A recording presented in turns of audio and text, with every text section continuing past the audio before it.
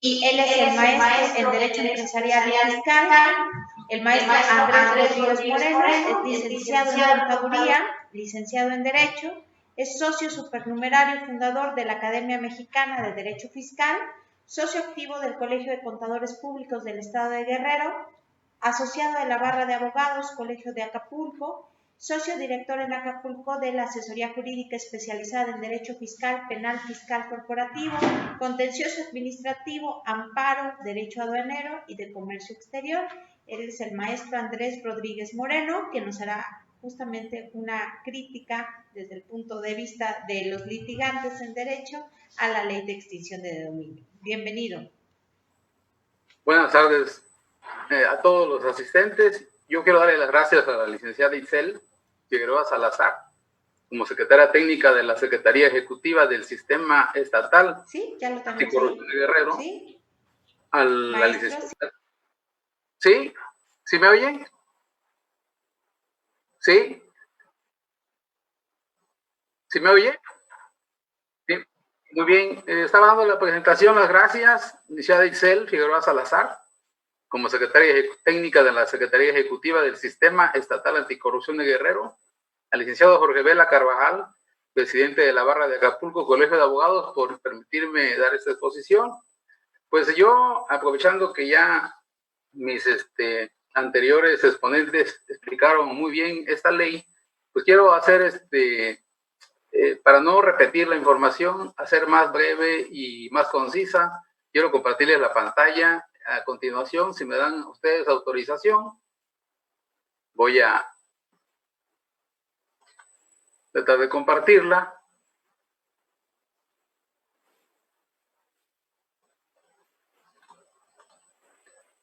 Muy bien.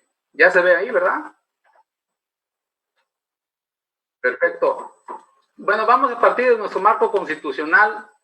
La acción de extinción de dominio la reguló el artículo 22. Y ahí se establece que es una acción que se ejercitará por el Ministerio Público a través de un procedimiento jurisdiccional de naturaleza civil y autónomo del penal. Así lo marca la Constitución. La propia Ley Nacional de Extinción de Dominio retoma ese concepto constitucional y lo señala en el artículo 8, que es un proceso jurisdiccional de naturaleza civil y es un proceso de extinción de dominio que es autónomo. Aquí el problema es que una cosa es lo que dice la Constitución y otra es lo que dice la ley. Realmente no hay una desvinculación entre la extinción de dominio y la materia penal. Tan es así que el artículo 9 de la ley nos señala que los elementos de la acción debe haber la existencia de un hecho ilícito y la existencia de algún bien de origen o destinación ilícita. Ese nexo causal lo debe de probar la autoridad, en este caso el Ministerio Público, para que inicie la extinción de dominio. Tan es así que no está desvinculada la extinción de dominio de la materia penal, que el artículo 16 dice que el ejercicio de la acción de extinción de dominio se suspenderá la información que recabe el Ministerio Público en las carpetas de investigación, las averiguaciones previas y los juicios penales en trámite. Más aún, para efectos prácticos, es que todos los elementos que el Ministerio Público incorpora en una investigación se consideran automáticamente pruebas. Tan es así que en el artículo 126 de esta ley señala que la prueba proveniente de carpeta de investigación va a ser una prueba preconstituida. Entonces no hay, como dice la Constitución, debe ser autónomo el procedimiento de la ley de dominio con el procedimiento penal. La práctica, la realidad es que la ley no lo contempla así, al contrario, vincula el procedimiento penal con el procedimiento, pues dice aquí la ley que es civil, pero ahorita vamos a ver que esta autonomía del proceso penal realmente está diseñada para aplicarse en contra de la parte demandada. Ahorita explicaron en la ley que la persona demandada, el Estado es la persona que el Ministerio Público va a ser el actor y la parte demandada va a ser la presunta persona que cometió el ilícito. El artículo 19 de esta ley señala que las resoluciones del juez de la causa penal no tendrán influencia sobre la determinación del juez competente en materia de extinción de dominio. Grave esta disposición, porque si en el procedimiento penal logramos demostrar que no hubo delito y por lo tanto no hay responsabilidad penal, aún así en el proceso de extinción de dominio, que es civil, puede resultar que se declare que se han perdido los bienes a favor del Estado. Esto no es nuevo. Yo he tenido la oportunidad en mi experiencia profesional de combatir los procesos penales y fiscales, y aquí cuando impugnamos los créditos fiscales o los actos donde se basa la autoridad para llegar a una responsabilidad penal, el Tribunal Federal de Justicia Administrativa declara la nulidad del crédito o la nulidad de las actuaciones administrativas de donde se basa la autoridad para fincar la responsabilidad penal.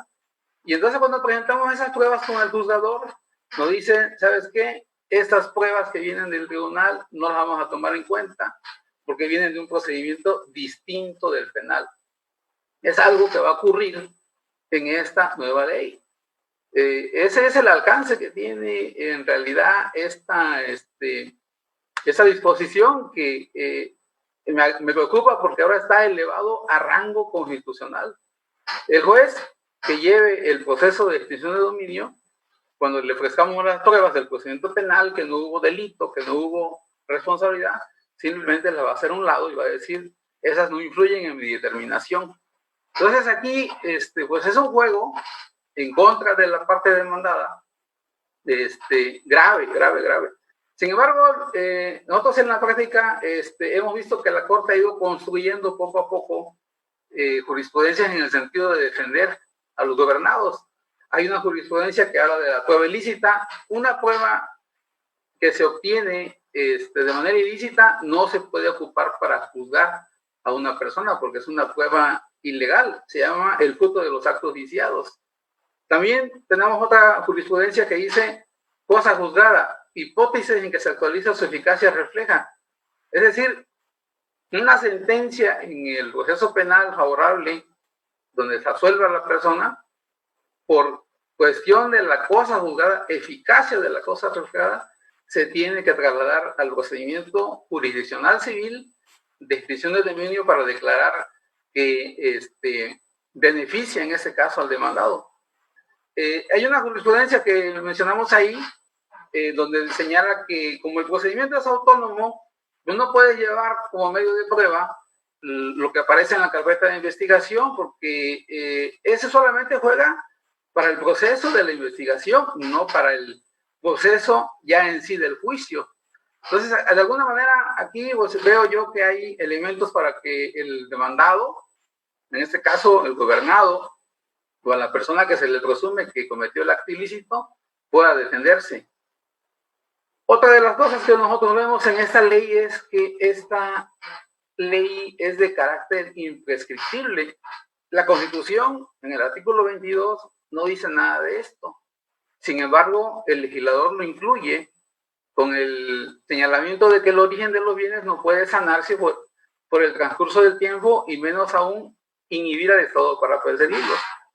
Entonces, la acción de dominio es imprescriptible en el caso de bienes de origen ilícito, es decir, cuando se adquieren bienes con dinero producto de la corrupción, encubrimiento, los que ya explicaron mis anteriores ponentes.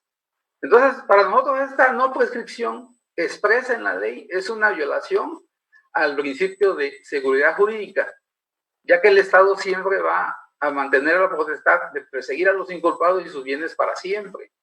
Es decir, bajo esta nueva ley siempre va a ser necesario que conserven los comprobantes y documentos que sustenten la adquisición ilícita del bien. Es un problema porque siempre vamos a estar en inseguridad. Hay en ese mismo artículo, habla de una prescripción a 20 años, pero para los bienes que se destinaron de manera ilícita, es decir, donde el supuesto es donde una casa donde se escondió al secuestrado. Ahí no sé, la prescripción no se aplica porque el origen del bien, sino porque se aplicó de manera ilícita el bien. Hace una distinción la ley, en una parte dice que no prescribe y en otra parte sí prescribe. Bien, eso es lo que vemos. Nosotros también hemos analizado el marco constitucional Con respecto a la defensa de los procesados o los que va a perseguir el Estado porque supone que ha cometido un hecho ilícito, el artículo 22 menciona claramente que a toda persona que se considera afectada se le va a garantizar el acceso a los medios de defensa adecuados para demostrar la procedencia legítima del bien sujeto al procedimiento. Hay que recordar que el procedimiento de extinción de dominio no aplica el principio de presunción de inocencia. El principio de presunción de inocencia, la Corte lo ha definido que se aplica al procedimiento penal y al procedimiento administrativo sancionador, con sus modulaciones y sus matices. En el lugar del principio de presunción de inocencia, se aplica el principio de la dignidad humana, que es el de buena fe, que se traduce en la satisfacción de la garantía de defensa adecuada. Ese es el principio que aplica a este procedimiento de acción de extinción de dominio. Sin embargo, nos preocupa lo que dice la ley, porque en el artículo 15 señala que se presumirá la buena fe en la adquisición y destino de bienes, y enseguida continúa diciendo, para gozar de esta presunción, la parte demandada y la o las personas afectadas, dependiendo de las circunstancias del caso, deberán acreditar suficientemente, entre otras, toda esta relación que viene enseguida. Lo que pretende la ley en realidad es quebrar el principio de buena fe. ¿Sí? Si ustedes van fijándose en los datos que va pidiendo la ley para acreditar la buena fe, por ejemplo, pide un documento de fecha cierta. ¿Sí? O sea, aquí había que preguntarse, entonces, en un contrato de mutuo sin interés, que la ley civil no exige que se haga ante una autoridad o ante un fedatario, aquí la ley va más allá porque dice que debe tener fecha cierta. ¿Sí? Estos datos que menciona la ley aquí pareciera que trata así como que de castigar al que no fue previsor, al que fue negligente, al que no se preocupó de tener en orden su documentación, ¿sí? Y va pidiendo requisitos que oportuna y debidamente se pagaron los impuestos. Aquí hay un problema grave porque el Código Fiscal, en el artículo 28, 29, se establece que el gobernador tiene la obligación nada más de guardar 5 años su documentación contable. ¿Sí? En el Código de Comercio hay una disposición en el artículo 38, 39, en donde señala que el gobernador tiene la obligación, comerciante, de guardar 10 años la contabilidad, sus comprobantes. Entonces aquí vemos que esta extinción de dominio es imprescriptible. Si vienen después de 10 años a querer iniciar un procedimiento de extinción de dominio, ya no va a tener esa documentación. Yo no tengo obligación de tener esa documentación como pago de impuestos. Sin embargo, la ley lo exige para que yo pueda acreditar la buena fe. Que el bien susceptible de la acción de dominio fue adquirido de forma lícita. Hay que demostrar que ese bien lo adquirí por una herencia, que cuando yo trabajaba tenía buenos ingresos, y bueno, están mis declaraciones de impuestos en donde yo expuse ahí cuál era mi ingreso y por eso pude comprar el bien. Otros supuestos, la autenticidad del contrato con el que se pretende demostrar su justo título con los medios de prueba idóneos pertinentes, es decir, hay que acreditar en caso de la compraventa con qué dinero compré ese bien, de dónde viene la procedencia. Todo esto que menciona la ley, nosotros consideramos que realmente desvirtúa la buena fe, porque aquí, en este proceso, por eso es un procedimiento jurisdiccional civil autónomo, aquí vamos a entrar a la carga dinámica de la prueba. ¿Qué es la carga dinámica de la prueba?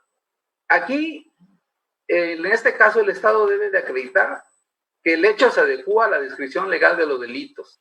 Si los bienes objeto del juicio son instrumentos, objeto, producto de los delitos anteriores, que el dueño tuvo conocimiento de lo anterior, eso es lo que tiene que probar el Estado. Yo me voy a encargar de demostrar lo contrario. Pero no, la ley aquí parece que le ayuda en este caso, al que va a ser fiscal de extinción de dominio. Le empieza a poner una serie de trabas para demostrar la documentación que acredite la buena fe. Yo imagino, por ejemplo, ahorita que hablaban de los delitos fiscales, imagínense el caso de una persona que tiene un bien inmueble y lo arrenda a otra persona. Esa persona empieza a trabajar con un funcionario público y empiezan a lo que fue el deporte nacional en esos años, que es la facturación falsa y extraer el dinero del Estado de forma ilícita. El que arrienda, así, bueno, yo te arriendo el inmueble, voy a ir a revisar mi inmueble. Siempre que llegaba yo veía que estaba en una oficina, había una computadora, había una persona trabajando, y resulta que cuando se hace la investigación, ese despacho, ese local que yo rentaba, ahí se expedían facturas falsas. ¿Cómo voy a enterar yo, como propietario, que ese inmueble, ahí se hacía un acto ilícito, la venta de facturas falsas? Si cuando yo voy encontraba todo en orden. En los delitos de esta naturaleza, que es la venta de facturas, pues no se necesita más que una computadora. Cuando llega el propietario y ve a una persona trabajando en su computadora, todo es inmaterial. Los comprobantes, la misma ley dice que son digitales. Los traspasos no se hacen con la entrega de dinero, se hacen precisamente por transferencias bancarias. Entonces no hay manera de ver ahí que hay una... ¿Cómo lo voy a demostrar? Entonces yo aquí sí veo un problema pues fuerte para poder demostrar, como quiere la ley, la buena fe. Yo he revisado esta ley, y esta ley más que nada se parece a un procedimiento en lo que nosotros le llamamos el ordinario civil, con sus modulaciones, porque hay unas audiencias de carácter oral. Pero aquí en esa ley establece cuáles son las pruebas que se van a omitir, y aquí se admiten las pruebas documentales privadas, se admiten las testimoniales, se admiten las declaraciones de parte. Todas estas pruebas que vaya ofreciendo el gobernador para desvirtuar o para aclarar o para demostrar que su adquisición es de buena fe, se tienen que valorar de manera concatenada, no con esta restricción que da el artículo 15. Ese sería mi punto de vista con respecto a esta ley. Lo controversial, esas medidas cautelares de aseguramiento, ahorita pues ya explicaban por qué se dan, pero estas medidas cautelares son incluso antes de la presentación de la demanda. ¿Sí? El Ministerio Público puede considerar que hay un peligro de que se oculten, se alteren, gasten, surjan menos cabo, y puede pedir una medida cautelar de aseguramiento antes de que inicie el juicio incluso. ¿Sí? Nosotros consideramos también esta medida cautelar se da no solamente sobre bienes inmuebles, sino sobre el aseguramiento de las cuentas bancarias, fondos, activos, todo lo que tenga el demandado. Para nosotros esto es inconstitucional completamente. ¿Por qué? Porque, acuérdense, una de las cosas que contempla esta ley es que el Ministerio Público, en la etapa preparatoria, no tiene un límite de tiempo. Y en el caso de los bienes que no prescriben, se puede tardar toda la vida ahí en la investigación. No hay problema. ¿Sí? Sin embargo, la ley dice que cuando considere que hay una posibilidad de que la persona oculte los bienes, bueno, pues se puede dictar una medida de aseguramiento, pero obliga entonces al Ministerio Público a que en 4 meses tenga que presentar su acción de extinción de dominio y puede pedir una prórroga más, o sea que puedes extender 6 meses esta medida. Aquí el problema es que esta medida no contempla una aplicación progresiva, es decir, de la menor medida de afectación a la de mayor alcance. No es idónea para mí porque ahí en el procedimiento jurisdiccional se contempla como medida provisional inscribir o anotar la demanda en el registro público para que el bien quede inmovilizado. Y no es proporcional porque el aseguramiento de bienes procede de forma automática sin que siquiera se demuestre que el bien está relacionado con el hecho ilícito.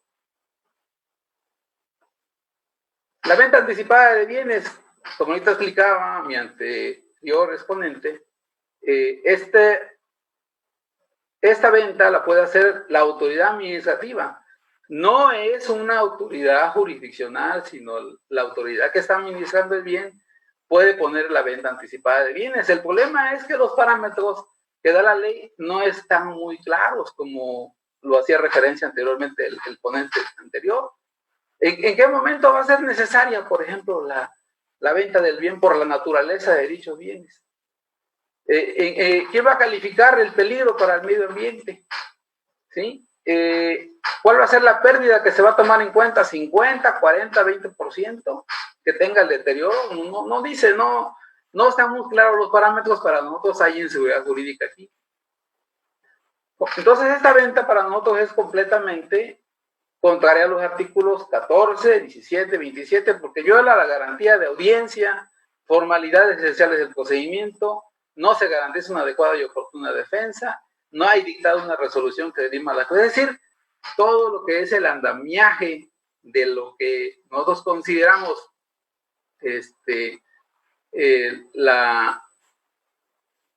lo que consideramos nosotros la protección a la propiedad se violenta completamente aquí. Bien, digamos ya sé que nos estamos excediendo un poco de tiempo, pero vamos a llegar a la parte final. Las víctimas. En esta ley, así en unos 4 o 5 artículos, se le hace mención a las víctimas, cuando el objetivo de esta ley es que esos recursos que va a obtener el Estado cuando va a perseguir los delitos que están contemplados en el catálogo del artículo 22, se le haga una reparación a las víctimas, ¿sí? Pero sucede que lo que establece el artículo 225, 29 y 291, hay una serie de supuestos donde privilegia la preferencia a la utilización del bien por la administración pública por encima del deber de reparar el daño, ¿sí? Entonces aquí lo que se ve es que lo que le interesa al Ministerio Público es recaudar, incrementar las arcas del Estado, ¿sí? Y como ahorita decía bien el fiscal, el problema es con esa recaudación, el Estado lo maneja de manera discrecional. Ya lo hemos visto, ¿no? Se le repartió a los deportistas, se le repartió a los otro tipo de personas, pero a las víctimas no se habló. Para mí, todo esto es contrario a la propia Constitución, que en el artículo 20, apartado C, señala cuáles son los derechos de la víctima, y entre esas especificaciones es que se le repare el daño. Ese debe ser el principal objetivo de la ley. Sin embargo, por eso se llama este tema análisis crítico. Para nosotros consideramos que esto sí, y bueno, no es tema ahorita hablar del proceso, porque ahí hay varias violaciones, así nomás para comentarles rápido, que esta ley autoriza, cuando se va a iniciar el procedimiento de extinción de dominio, no solamente que se vaya a la casa de la persona que se va a emplazar al juicio, sino que ya dispone la ley que puedes ir a la cárcel, ¿sí? Imagínense, como ahorita decían, esta ley ya se aplica a los defraudadores fiscales, a los factureros. Entonces, ya así como que el Estado previó, va a meter mucha gente a la cárcel. Entonces, ¿dónde le vamos a ir a notificar? Pues si no podemos notificarlo en su casa y en el lugar de trabajo, pues en la cárcel, ahí lo vamos a ir a notificar. Entonces, vemos que el diseño de la ley está así como que un poco, pues para nosotros, contrario a los principios constitucionales. Estamos de acuerdo en que se le quite el dinero y se le quite todos los bienes que realizan en forma indebida los funcionarios públicos, los fiscaleros, todos que se los quiten. Pero no se puede hacer en contra de las garantías constitucionales. No se puede hacer violando los derechos fundamentales. No se puede hacer dejando de lado los principios fundamentales de la Constitución. Y ahorita veíamos la Comisión Nacional de Derechos Humanos presentó una controversia constitucional en donde impugna varios de estos puntos. Vamos a esperar a ver qué pasa con esa resolución. Yo, por mi cuenta, para no alargar más esta exposición, que de hecho es un mérito porque a pesar de que nosotros vemos que el Sistema Nacional Anticorrupción está detenido, se ve que el gobierno no le interesa, ¿sí? Sin embargo, esta Secretaría Técnica, vemos ahorita, por ejemplo, en este ejercicio que estamos haciendo, cómo de manera computarizada el sistema electrónico está haciendo que avancemos, ¿sí? A pesar de no tener el apoyo, el Sistema Nacional Anticorrupción se ha parado. Basta nada más con mencionar que a nivel federal no se han nombrado los magistrados que van a revisar, van a imponer las sanciones a los delitos, a las infracciones graves, ¿sí? Están enfrascados el Poder Ejecutivo con los magistrados, primero porque les quitan el sueldo y aquellos amparan y quieren hacer una reducción. Dice que estamos ahora en la cuestión de ahorrar dinero. Entonces, no ha avanzado. Para nosotros es preocupante porque esto ya viene desde el sexenio pasado y ya deberíamos estar encaminados a echar a andar el sistema de corrupción, que, ojo, no se puede avanzar si no se hace con la ayuda de los ciudadanos. Es mi participación, muchas gracias.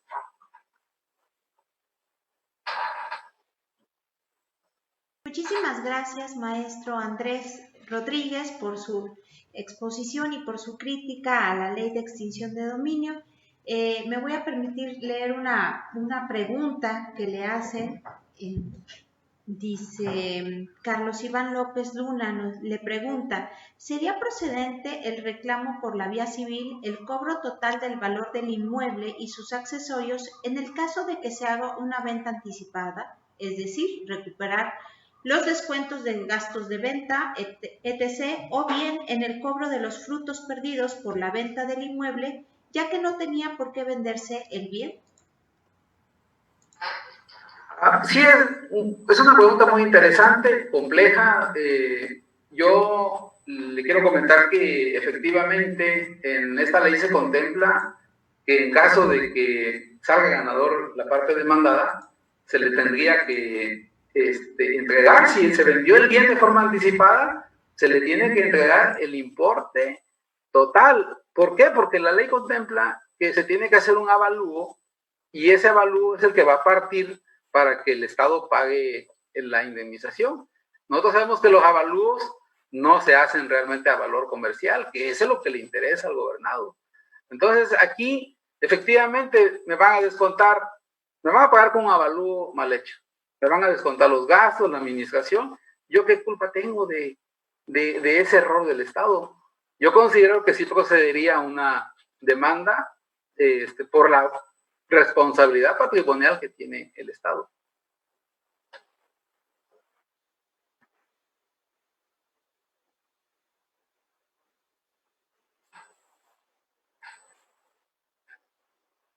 Pues me permitiría que ustedes, nuestros ponentes, que en este momento está el licenciado Ignacio Javier Murguía, tanto usted, maestro Andrés, nos pudieran dar unas conclusiones finales para ya ir cerrando nuestro taller. Le hago el uso del micrófono al licenciado Javier Murguía, por favor. Gracias, Itzel, muy amable. Yo creo que la exposición ha sido muy clara por parte del maestro Andrés. Coincido desde el punto de vista de abogado y posiblemente también litigante con él. Sin embargo, la ley tiene algunos puntos ahí que tendríamos que estar revisando, por supuesto. Creo que a manera de conclusión me parece que debemos de retomar que la ley de extinción de dominio es una ley con naturaleza especial, es una ley derivada del derecho penal del enemigo y sus disposiciones están destinadas a mermar, a afectar y a reducir la capacidad económica de la delincuencia organizada y del financiamiento del terrorismo.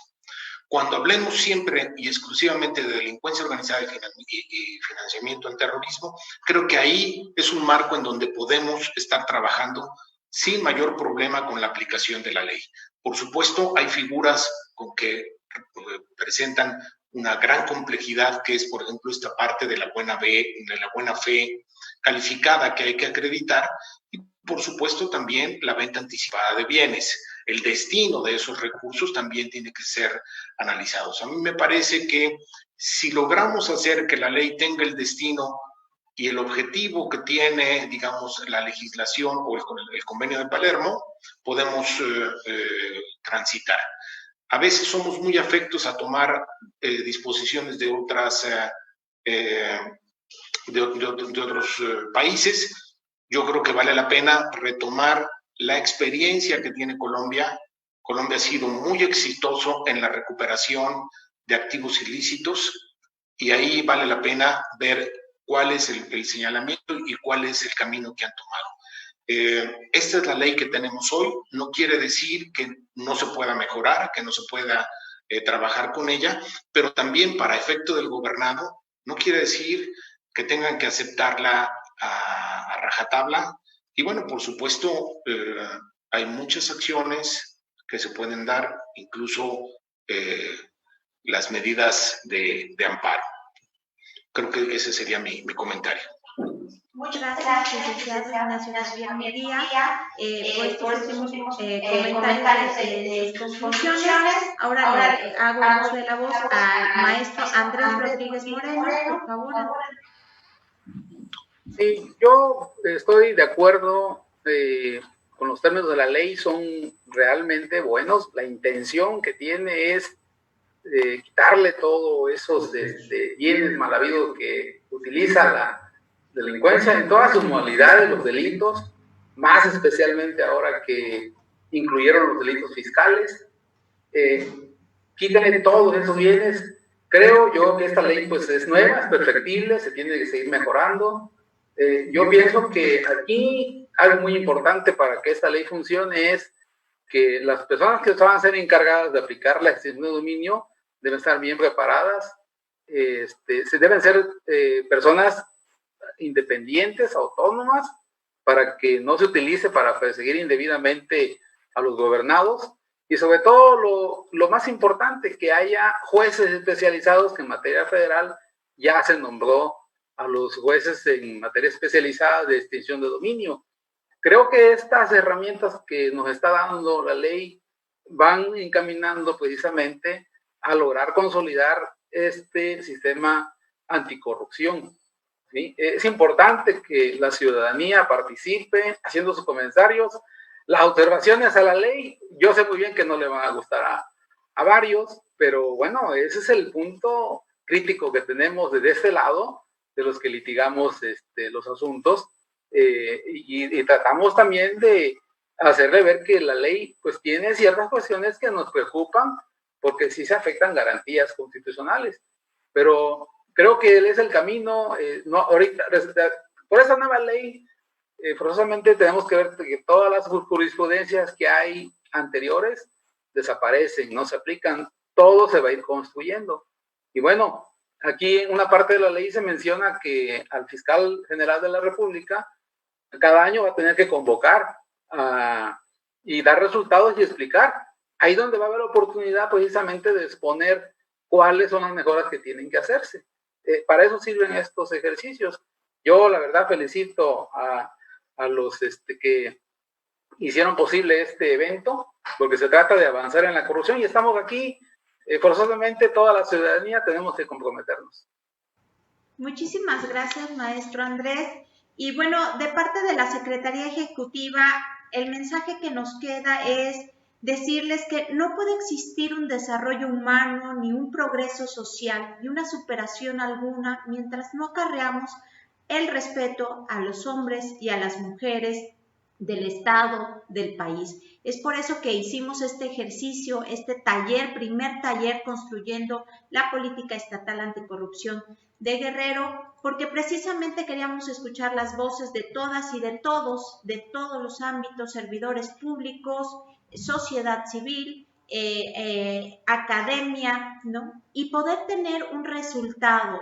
Muy pronto nosotros, por medio de la página oficial de la Secretaría Ejecutiva del Sistema Estatal Anticorrupción, daremos cuenta de estos resultados, los pondremos a disposición de todos, haremos también pequeños videos de cada uno de los que estuvieron en estos 3 días en sus ponencias, y darles las gracias a todas y a todos, a los más de 200 que se conectaron todos los días en este taller, y como siempre invitarlos a que sigan al pendiente de todas nuestras redes sociales de la Secretaría Ejecutiva del Sistema Estatal Anticorrupción, porque este es el primero de los varios talleres que ya tenemos programados para todos ustedes y para tener este acercamiento con la ciudadanía, con las organizaciones y con todos. Muchísimas gracias y que pasen una excelente tarde. Muy buena tarde a todos.